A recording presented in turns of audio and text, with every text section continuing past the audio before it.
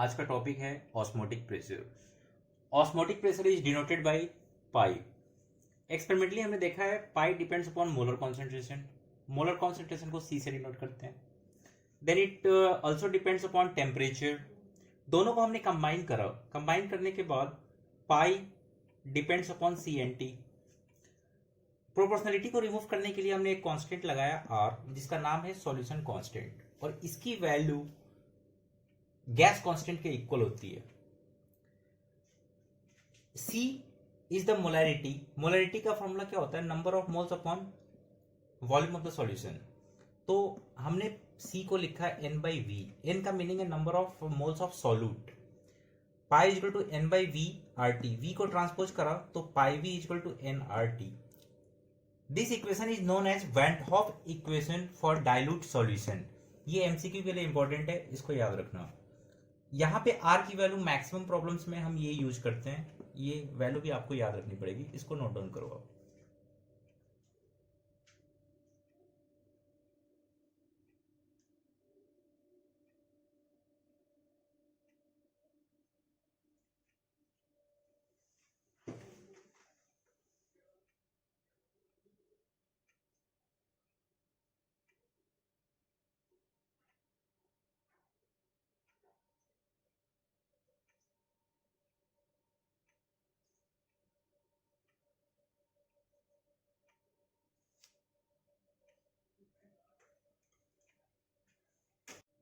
Next topic है went half factor denoted by small I. देखो यहाँ पे प्रॉब्लम ये था, सवाल ये उठा कि वेंट हॉफ फैक्टर की नीड क्यों आई, ये होता क्या है। थोड़ा ध्यान से समझना।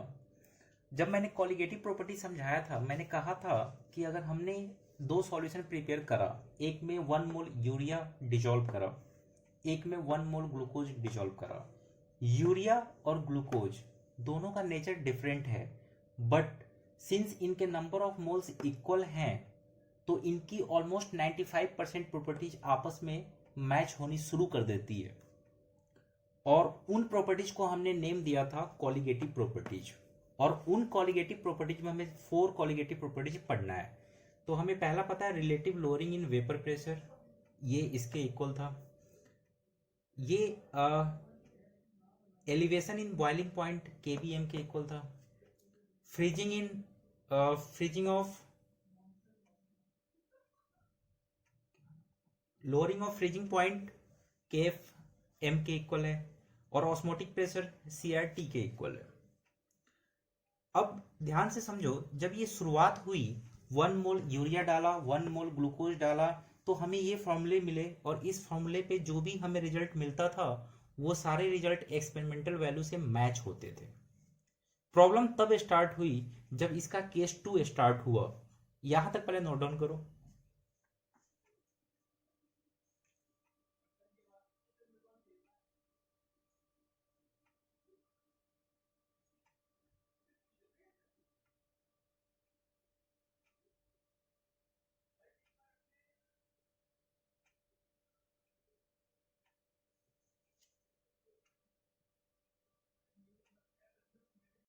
केस 2 में हमने क्या करा, दो सॉल्यूशंस बनाए। एक में हमने 1 मोल NaCl डाला, दूसरे में 1 मोल ग्लूकोज डाला। यहां पे देखना, जब हमने सिंस हमने यहाँ पे नंबर ऑफ मोल्स इक्वल डाले थे, लेकिन जब हमने इसकी प्रॉपर्टीज चेक करी तो इसकी एक भी प्रॉपर्टी मैच नहीं हो रही थी। अब सवाल ये उठता है कि पहले वाले केस में मैंने 1 मोल यूरिया डाला, 1 मोल ग्लूकोज डाला, तो क्वालिटेटिव प्रॉपर्टी सेम थी, 95% प्रॉपर्टी सेम हो रहे थे। बट इसमें ऐसा क्या हुआ कि यहाँ भी हमने 1 मोल NaCl 1 मोल ग्लूकोज डाला, बट यहाँ की प्रॉपर्टी सेम नहीं है। तो यहाँ पे एक्चुअली प्रॉब्लम क्या है कि अगर हमने 1 मोल ग्लूकोज को इसके अंदर डाला, तो सॉल्यूशन में डालने के पहले ग्लूकोज ग्लूकोज था।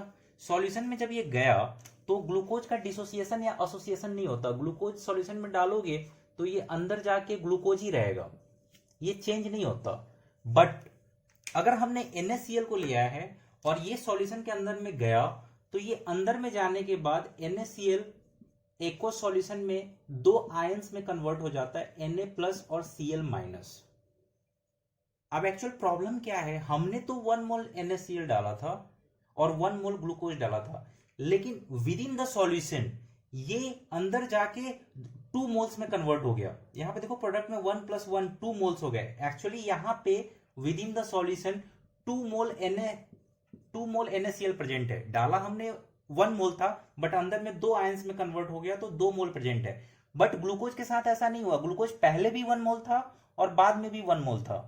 तो विद इन द सॉल्यूशन अगर क्वांटिटी चेंज नहीं होती है तब तो हमारे सारे कॉलिगेटिव प्रॉपर्टीज मैच करते हैं, लेकिन विद इन द सॉल्यूशन अगर चेंज कर गया तो कॉलिगेटिव प्रॉपर्टीज मैच नहीं होगी। जैसे यहाँ पे देखो इन दोनों केसेस में अगर हमने अपनी प्रॉपर्टीज कैलकुलेट करी, चारों प्रॉपर्टीज कॉलिगेटिव प्रॉपर्टी, तो ये इक्वल नहीं है। देखो not equal to, not equal to, not equal to, ये सारे थ्योरेटिकल वैल्यूज जो हमने कैलकुलेट करा वो एक्सपेरिमेंटल वैल्यू से मैच नहीं होगा। वेंटहॉफ साहब ने, उन्होंने क्या करा, इस वैल्यू को करेक्ट करने के लिए, क्योंकि सिंस यहाँ पे with in the solution number of moles different हो रहे हैं, उन्होंने उसको करेक्ट करने के लिए सारे फॉर्मूले को एक फैक्टर से मल्टीप्लाई करा, जिसको हम वेंटहॉफ फैक्टर बोलते हैं। यहाँ पे देख सकते हो अगर हमने इसका करेक्शन करा, हमने एक फैक्टर से इसको मल्टीप्लाई कर दिया, देन इसकी वैल्यू इक्वल हो गई। यहाँ पे आई से मल्टीप्लाई करा तो इसकी वैल्यू इक्वल हो गई। तो आई एक ऐसा फैक्टर है जिसको जब हम कॉलिगेटिव प्रॉपर्टीज से मल्टीप्लाई करते हैं तो थ्योरेटिकल कॉलिगेटिव प्रॉपर्टीज और एक्सपेरिमेंटल कॉलिगेटिव प्रॉपर्टीज दोनों की वैल्यू इक्वल हो जाती है। ये वेंटहॉफ फैक्टर की नीड थी। तो वेंटहॉफ फैक्टर की नीड तब आती है जब सॉल्यूशन के अंदर में सॉल्यूट जो है या तो एसोसिएशन शो करता है या तो डिसोसिएशन शो करता है। जैसे यहां पे ये डिसोसिएट कर गया था, इसको नोट डाउन करो।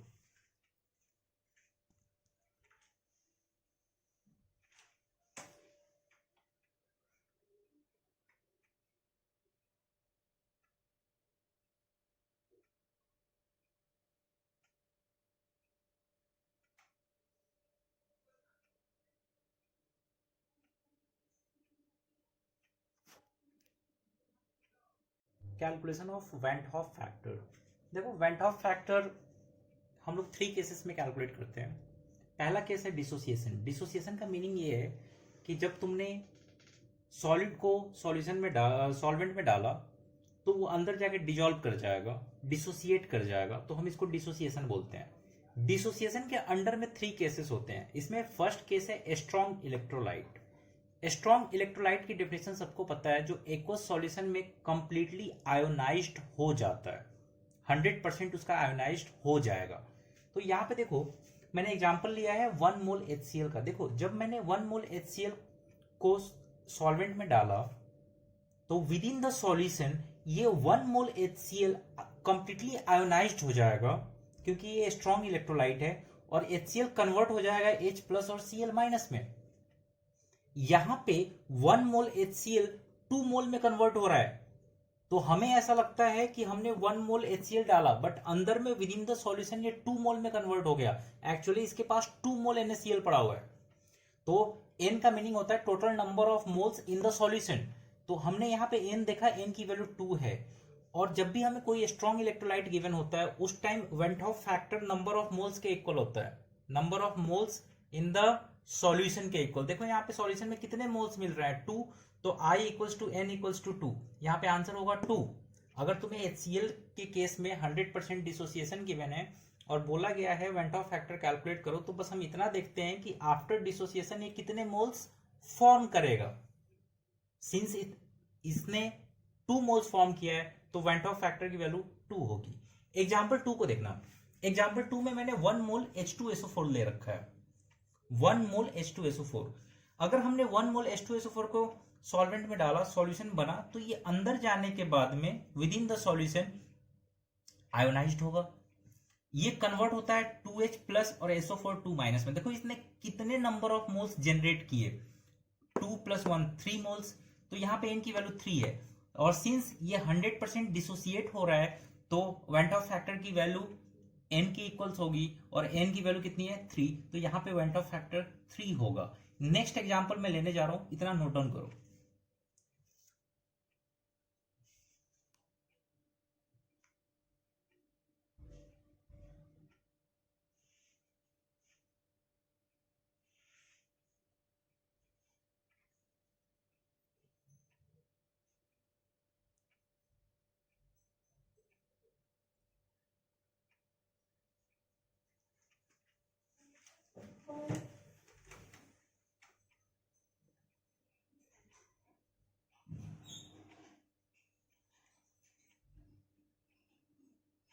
थर्ड एग्जांपल है, मैंने 1 मोल H3PO4 डाला, मैंने डाला तो 1 मोल H3PO4, but with in the solution ये कन्वर्ट हो गया 4 मोल्स में, ये डिसोसिएट हुआ, 3H प्लस बनाया, 1PO4 3 माइनस बनाया, टोटल नंबर ऑफ मोल्स बने 4। तो यहाँ पे वेंट ऑफ फैक्टर की वैल्यू किसके इक्वल होगी, n के इक्वल, और n किसके इक्वल है, 4 के। इट मीन्स इस केस में वेंट ऑफ फैक्टर अगर आपसे पूछा जाता है तो आंसर होगा 4। अब मैंने टोटल 3 एग्जांपल्स दिए, इसका कंक्लूजन समझा रहा हूं, ध्यान से समझना। कंक्लूजन में सबसे पहला पॉइंट है, went of factor in the case of dissociation always greater than 1। ये आपको याद होना चाहिए, जब भी i की वैल्यू ग्रेटर देन 1 होता है सॉल्यूट हमेशा डिसोसिएट करता है। सेकेंड है, इन डिसोसिएशन अगर स्ट्रॉन्ग इलेक्ट्रोलाइट गिवन है तो I हमेशा N की इक्वल होगा। ये दोनों पॉइंट आप लोग नोट डाउन करो।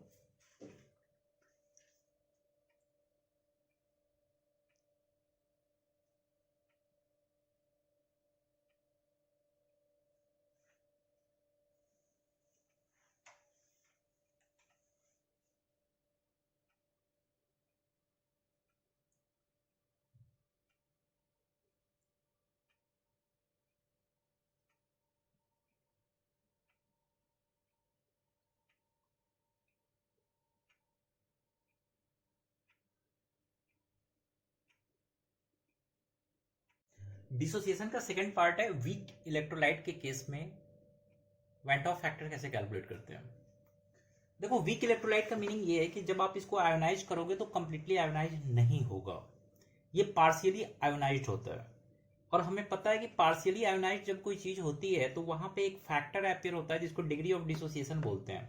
यहाँ पे आपको जब भी वेंट ऑफ फैक्टर कैलकुलेट करना है आपको ये फॉर्मूला यूज करना होगा, alpha means degree of dissociation, इसका मीनिंग हुआ कितने परसेंट डिसोसिएट हुआ है, is equal to I-1 upon N-1। इसी फॉर्मूले की हेल्प से बनेगा। फॉर एग्जाम्पल मैंने एक केस ले रखा है, हमने 1 मोल एसिटिक एसिड को डिजोल्व करा और अकॉर्डिंग टू प्रॉब्लम ये गिवन है कि विद इन द सॉल्यूशन ये 10% डिसोसिएट कर रहा है। 10% डिसोसिएट होने का मीनिंग ये है कि आपको डिग्री ऑफ डिसोसिएशन गिवन है, अल्फा की वैल्यू 10% गिवन है, हमने इसको फ्रैक्शन में कैलकुलेट करा, इट बिकम्स 0.1। अब हमें फॉर्मूला यूज करना है, क्योंकि ये 100% आयोनाइज्ड नहीं हुआ है, ये स्ट्रॉन्ग इलेक्ट्रोलाइट नहीं है, इसलिए हम इस फॉर्मूले का यूज करेंगे। इस फॉर्मूले का हमने यूज करा, I equals to I-1 upon N-1, यहाँ से I कैलकुलेट करा तो I1 प्लस N का मीनिंग क्या होता है, total number of moles present in the solution. देखो यहाँ पे टोटल कितने मोल्स प्रेजेंट है, 2 मोल्स प्रेजेंट है, 2 मोल्स प्रेजेंट है, तो हमने N की वैल्यू 2 पुट करा, -1, और अल्फा हमें कितना गिवन था 10%, 0.1। इसको सॉल्व करा तो I की वैल्यू 1.1 आई, और ऑलरेडी हमने बता रखा है इन the case of dissociation I is always greater than 1। अब मैं इसके आगे एग्जाम्पल 2 लूंगा, यहां तक आप लोग नोट डाउन करो।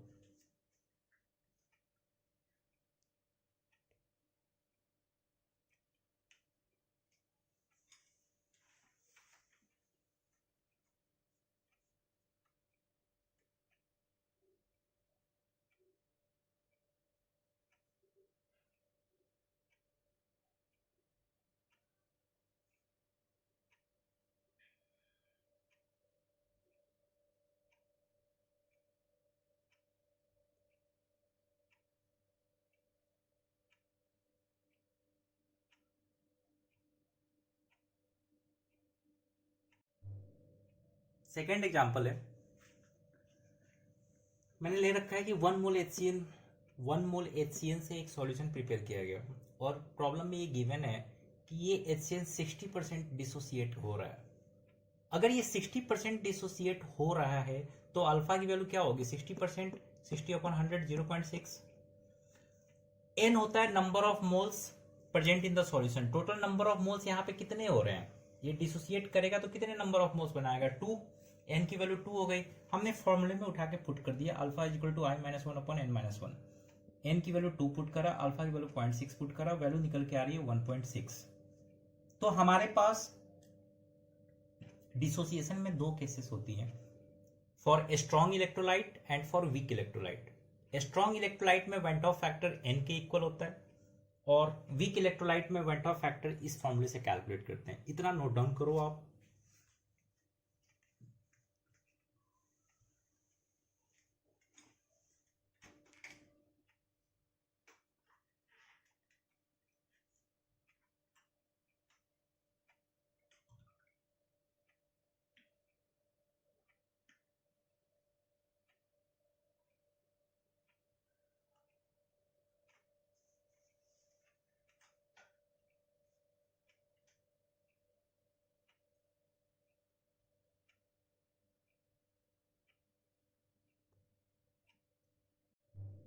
Case 2, association. ऐसा हो सकता है कि सॉल्यूट सॉल्वेंट के साथ जब मिक्स हुआ हो, सॉल्यूशन में गया हो, तो वो एसोसिएट कर गया हो।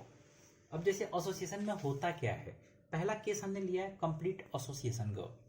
तुम देखो, हो सकता है हमने दो ए के मॉलिक्यूल्स लिए, ये दोनों आपस में मिक्स होके A2 फॉर्म कर रहा है, तो हम यहाँ ये बोलते हैं कि यहाँ पे टू एटम्स मिलके A2 बना रहा है, तो इस प्रोसेस को बोलते हैं कि ये डाइमेराइज हो गया है, ये डाइमर फॉर्म कर रहा है। इसको देखने के लिए जब हमें यहाँ वेंट ऑफ फैक्टर कैलकुलेट करना होता है, तो हम इसको उल्टा देखते हैं। हम ये देखते हैं कि यहाँ पे 2 मोल्स जो है वो 1 मोल में कन्वर्ट हो रहा है, तो 1 मोल कितने में कन्वर्ट होगा? आंसर होगा 1/2। तो यहाँ पे हम आई कैलकुलेट करते हैं 1/n से। यहाँ पे n की वैल्यू हम रिएक्टेंट साइड में जितने मोल्स होंगे उसको लेंगे, तो यहाँ पे आई की वैल्यू हो रही है 1/2, क्योंकि ये डाइमेराइज हो रहा है। सिमिलर वे में अगर मैं ट्राइमर की बात करूं, हमने 3 एटम्स ए के लिए विद इन द सॉल्यूशन ये A3 फॉर्म कर रहा है। अगर ये A3 फॉर्म कर रहा है, तो यहाँ पे आई की वैल्यू होगी 1/n, और n का मीनिंग होगा number of moles in reactant side. n की वैल्यू पुट करा 1/3।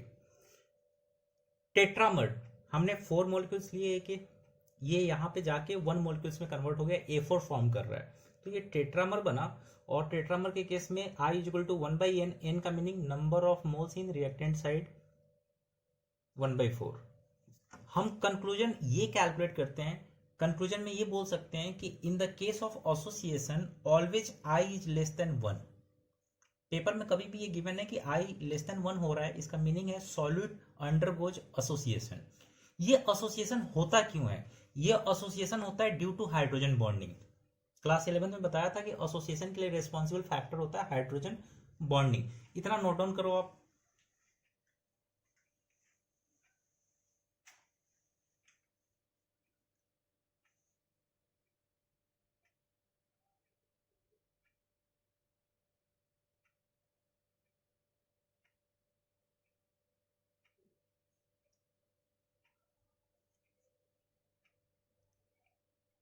एसोसिएशन का बी पार्ट है इनकम्प्लीट एसोसिएशन, यानी आपने वाटर में पुट करा, सॉल्वेंट में पुट करा, बट वो ट्राइमर डाइमर बना तो रहा है, बट एसोसिएशन जो हो रहा है वो इनकम्प्लीट हो रहा है।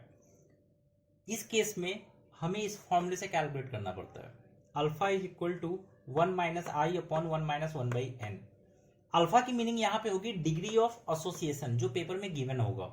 जैसे फॉर एग्जांपल, मैंने एक एग्जांपल लिया है, मैंने एक सॉल्यूशन क्रिएट किया जिसमें ए सॉल्यूट को पुट किया, और प्रॉब्लम में ऐसा गिवन है कि विद इन द सॉल्यूशन ये ट्राइमर फॉर्म कर रहा है, और ये भी गिवन है कि ये 100% ट्राइमर फॉर्म नहीं कर रहा, 20% मॉलिक्यूल्स एसोसिएट हो रहे हैं। तो हमें वेंट ऑफ फैक्टर कैलकुलेट करना है। यहाँ पे देख सकते हो, अगर ये ट्राइमर बनाएगा तो n की वैल्यू 3 होगी, क्योंकि n का मीनिंग होता है number of moles in reactant side in the case of association. और अल्फा तुम्हें गिवन है 20%, ये मैंने कैलकुलेट करा तो 0.2। अब अगर हमें वेंट ऑफ फैक्टर कैलकुलेट करना है तो हमें इस फॉर्मूले का यूज करना पड़ेगा। ये सिमिलर फॉर्मूला है डिसोसिएशन टाइप का, बट n को 1/n से रिप्लेस किया गया है। अब हमने इसको कैलकुलेट किया तो हमारी वैल्यू आ रही है 0.87, और हमें ये पता है कि इन the case of association I is always less than 1। इसको नोट डाउन करो आप लोग।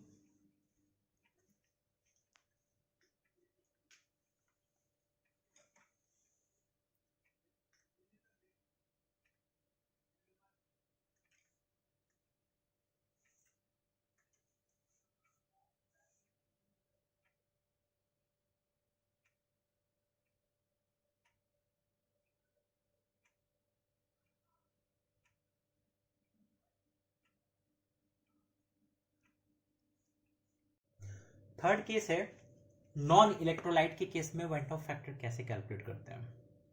नॉन इलेक्ट्रोलाइट का मीनिंग क्या होता है कि सॉल्यूशन में जाने के बाद ये आयोनाइज कभी नहीं होता, ना ये एसोसिएट होता है ना ये डिसोसिएट होता है, एज इट इज पड़ा रहता है। जैसे ग्लूकोज की अगर मैं बात करूं, 1 मोल ग्लूकोज को आपने डाला सॉल्यूशन में, तो सॉल्यूशन के अंदर भी ये 1 मोल ग्लूकोज रहेगा, ना आयोनाइज होता है ना ये एसोसिएट होता है ना ये डिसोसिएट होता है। यूरिया को डालोगे आप, यूरिया के फॉर्म में ही पड़ा रहेगा, बेंजीन के फॉर्म में ही पड़ा रहेगा। तो ऐसे केसेस के लिए जब हम नॉन इलेक्ट्रोलाइट पुट करते हैं, आई की वैल्यू जो है ऑलवेज 1 होती है। तो समरी यहाँ पे ये हुआ, in the case of association I is less than 1, in the case of dissociation I is always greater than 1, और in case of non electrolyte I is equal to 1। इसको आप नोट डाउन कर लो।